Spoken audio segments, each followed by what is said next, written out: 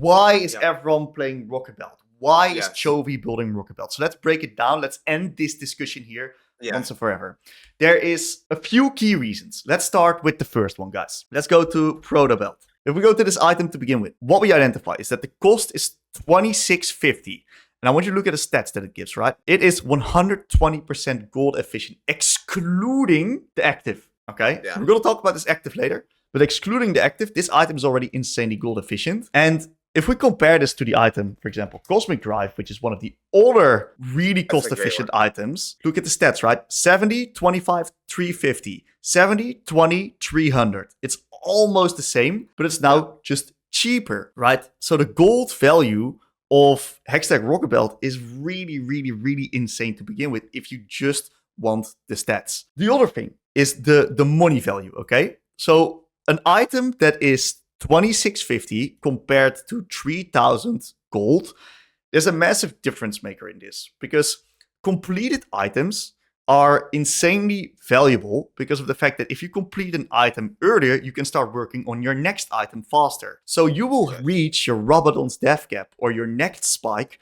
earlier in comparison towards if you had this extra money that you need to spend on the Cosmic Drive, which means that your 3-item spike is faster and therefore you can out-tempo a lot of champions in the game. That's reason number 2. Reason number 3, guys, and this is especially important in higher elo games and competitive. And I've seen no one mention this on a single Hextech Rocketbelt explanation video, is the mental stack, guys. Whenever you play into whatever champion, if you play into Aurora, when people first started building Rocketbelt into Aurora, what do you expect when you play versus Aurora? Your threat assessment is always limited towards her initial range of the QE. You're tethering her QE. But what if this bitch stops running Ludens and she starts building Rocketbelt?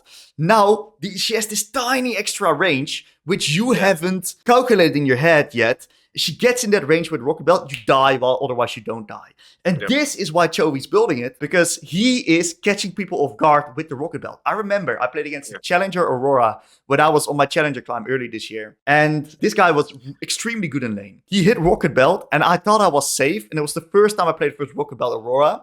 And he one-shot me at a crucial moment in the game by just getting that barely into range with the Rocketbelt. I instantly lost the game of that play. One Rocketbelt difference into losing me the game. That's the key reason. Of course it can dodge kill shots. Great. Nice. It can dodge kill shots. Very active. But it's just the creativity and the mental stack, the anticipation, the calculations need to be redone on a lot of champions. Anything else that you've seen about this item that I've missed? No, you hit the nail on the head. And just to consolidate, basically, and rip off what you were saying, basically what this is, guys, is this is a better Cosmic Drive for cheaper, right? You're fitting the stats of Cosmic Drive, squishing it down into an item that gives almost the same amount of stats, and you're getting almost arguably a better passive, right? That's basically what this item is. And I want to tie this back to the Roa meta, right? Why was Roa so good? And this is something that I want to cover, is that HP as a stat early game is the most valuable stat you can have for winning your lane. And guess what? Like Roa, this item is a cheap item that gives you a good amount of HP. Insane build path, by the way. Look at the build path. Oh my god, it's like the best items you can get. Flat into flat. That's why this item is so good.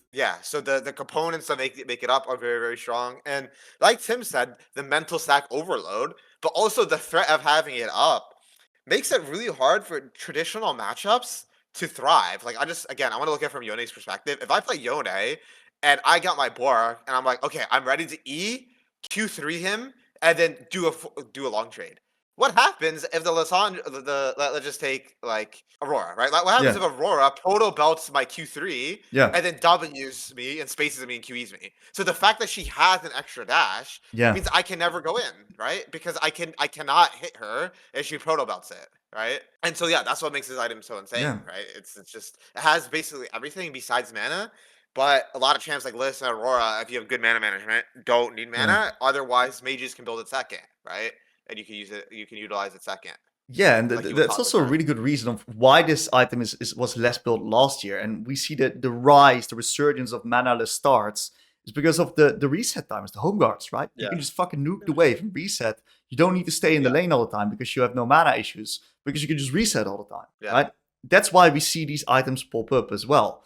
And imagine being a jungle player. Imagine playing Zek or someone like that, or playing Elise, and you're like trying to gank a mid laner with Protobelt. You'll never hit a skill shot in your life. That's possible. They also need a Pro Belt. You won't land the skill shot, so everyone needs a Pro Belt. Everyone needs a Protobelt nowadays. It's a good item, guys. It's a good item. Beautiful.